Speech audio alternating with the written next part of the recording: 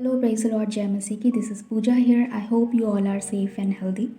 हमने लास्ट ख़त्म किया था जहाँ पर शैमुएल ने शाऊल से और उसके दास से कहा कि तुम आज मेरे साथ भोजन खाओगे, और जो गदहियाँ तुम ढूंढने के लिए निकले थे वो मिल गई हैं। पहला शैमुएल 9वां अध्याय उसके 20वें पद की सेकंड लाइन, जहाँ पर शैमुएल शाऊल से पूछ रहा है कि यहाँ जो कुछ मनभाव है क्या वह तेरा और तेरे पिता का नहीं है।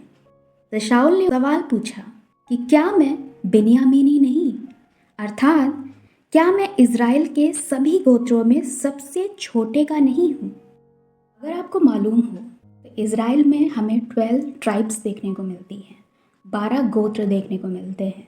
अब ये 12 गोत्र बने कैसे? याकूब, जिसका नाम परमेश्वर ने बाद में इज़राइल रखा, उसके 12 बेटे और एक बेटी थी। उत्पत्ति 49 अध्याय।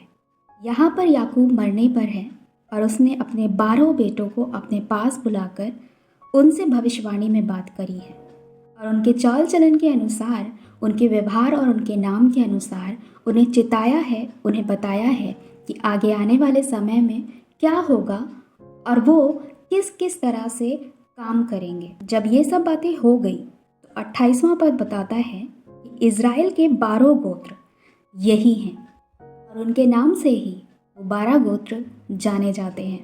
तो यहाँ पर जब शाऊल ने कहा मैं इज़राइल के सबसे छोटे गोत्र बिन्यामीन के कुल का हूँ, तो उसका मतलब था याकूब के सबसे छोटे बेटे बिन्यामीन से, जो यूसुफ का भाई था, और उस गोत्र का मूल पिता हम उसे कह सकते हैं। अब आ जाते हैं पहला शैमुएल 9वां अध्याय उसके 22वें पद में लिखा हुआ है, तब शैमुएल ने शाऊल और उसके सेवक को आमंत्रित किया जहाँ पर भोज हो रहा था। वहाँ पर लगभग 30 लोग थे। शैमुएल ने शाऊल को मुख्य स्थान पर बिठाया और रसोइये से कहा कि मांस का वह टुकड़ा जो मैंने तुझे रख छोड़ने के लिए कहा था उसे ले आ। और उसने शाऊल के आगे उसे रख दिया और उससे कहा, जो रखा गया है उसे देख और अपने सामने रख कर खा, क्योंकि वह तेरे लिए इसी नियत समय तक, जिसकी चर्चा करके मैंने लोगों को न्योता दिया था, रखा हुआ है। इसका मतलब यह हुआ कि जो भोज शैमुएल ने दिया था वो शाऊल के लिए था। वे लोग घर की छत पर गए और बात करने लगे। सवेरे तड़के उठकर शैमुएल ने शाऊल को छत पर बुलाकर कहा कि उठ, मैं तुझे विदा करूंगा। तब शाऊल उठा और दोनों लोग बाहर की ओर निकले। राही पर चलते चलते शैमुएल ने शाऊल से कहा कि अपने दास को आगे बढ़ने की आज्ञा दे, क्योंकि मैं तुझे परमेश्वर का वचन सुनाऊंगा। तब शैमुएल ने एक कुप्पी में तेल लेकर उसके सिर पर उंडेला और उसे चूम कर कहा, क्या इसका कारण यह नहीं कि यहोवा ने अपने निज भाग के ऊपर प्रधान होने को तेरा अभिषेक किया है। इसके बाद 10वां अध्याय दूसरे पद से शैमुएल ने एक प्रोसेस बताया है उसे कि जब तू राहेल की कब्र के पास बिन्यामीन देश से होकर गुजरेगा, तुझे 2 जन मिलेंगे और वह तुझसे कहेंगे कि जिन गदहियों को तुम ढूंढने निकले थे वो मिल चुकी है, तुम्हारा पिता तुम्हारी चिंता करता है। उसके बाद ताबोर के बांज वृक्ष के पास तुम्हें 3 लोग मिलेंगे जो परमेश्वर के जन होंगे। उनके पास रोटियां होंगी, बकरियां होंगी, उनके बच्चे भी होंगे, कुप्पे में दाख मधु भी होगा। वो तुम्हें रोटियां देंगे, तुम उन्हें ले लेना। फिर परमेश्वर के पहाड़ पर जाना, पलिश्तियों की चौकी के पास, और वहाँ पर नबियों का एक दल मिलेगा जो ऊंचे से उतर रहा होगा। लोग उनके आगे सितार, डफ, बांसुरी, वीणा बजाते हुए नबूवत करते हुए होंगे। तब यहोवा का आत्मा तुझ पर बल से उतरेगा और तू उनके साथ नबूवत करने लगेगा, और तू परिवर्तित होके और ही मनुष्य बन जाएगा। जब ये चिन्ह तुझ पर जाहिर हो तो तब जो काम तुझे करने को मिले उसे करना, क्योंकि परमेश्वर तेरे संग रहेगा। मैं तुझे गिलगाल को मिलूंगा और मैं वहाँ पर होम बलि और मेल बलि करने के लिए तेरे पास आऊँगा। देखा है, जो ही उसने शैमुएल के पास से जाने को पीठ फेरी, परमेश्वर ने उसके मन को परिवर्तित किया और वे सब चिन्ह उसी दिन उस पर प्रकट हुए। और सबसे आखिर में शैमुएल के कहे अनुसार नबियों का दल उसे मिला और वो उनके साथ नबूवत करने लगा। तब जो लोग उसे जानते थे या कहने लगे, या शाऊल भी नबियों का है, कीश के पुत्र को क्या हुआ है। जब शाऊल नबूवत कर चुका तब उसके चाचा ने उससे और उसके सेवक से पूछा, तुम कहाँ गए थे? उन्होंने कहा, हम तो गधियाँ ढूंढने गए थे, पर वे कहीं नहीं मिलती थी, तो हम शैमुएल के पास गए।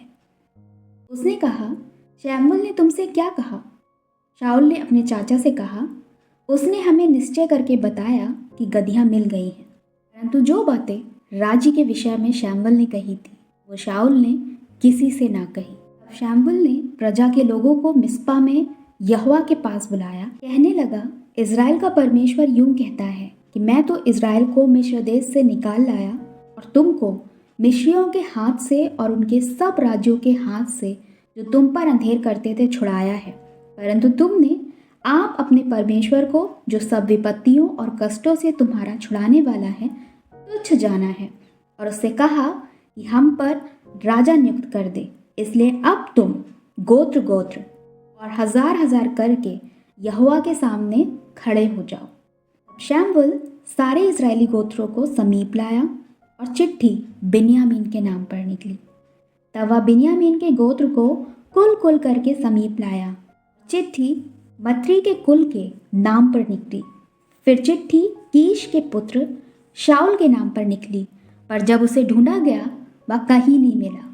उन्होंने फिर यहोवा से पूछा कि क्या यहाँ कोई और आने वाला है? यहोवा ने कहा, सुनो, वह सामान के बीच में छिपा हुआ है। अब वे दौड़कर उसे वहां से लाए और वह लोगों के बीच में खड़ा हुआ और वह कंधे से सिर तक सब लोगों से लंबा था।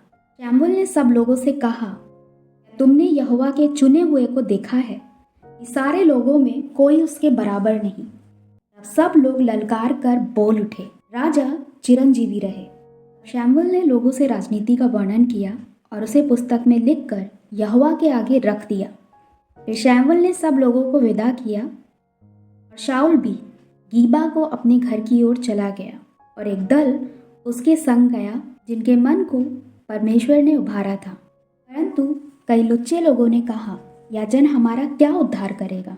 और उन्होंने उसको तुच्छ जाना और उसके पास भेंट न लाए। तो भी वह सुनी अनसुनी करके चुप रहा।